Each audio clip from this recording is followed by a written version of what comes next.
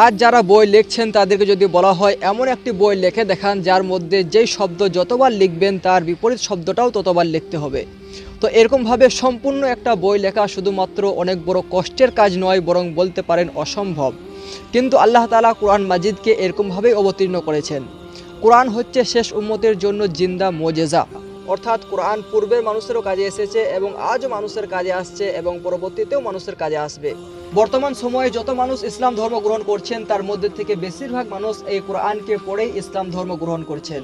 কোরআন miracles অর্থাৎ অলৌকিক জিনিসে ভরপুর রয়েছে, তাতে সেটা সায়েন্টিফিক মিরাকেলস হোক বা হিস্টোরিক্যাল মিরাকেলস হোক বা গণিতের কারিশমা হোক।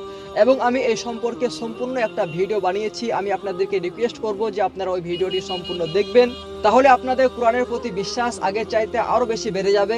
এবং ভিডিওটি যদি ভালো লাগে তাহলে আপনার সমস্ত বন্ধুদেরকে শেয়ার করবেন এবং এরকমই ভিডিও দেখার জন্য আমার এই চ্যানেলটি সাবস্ক্রাইব করবেন।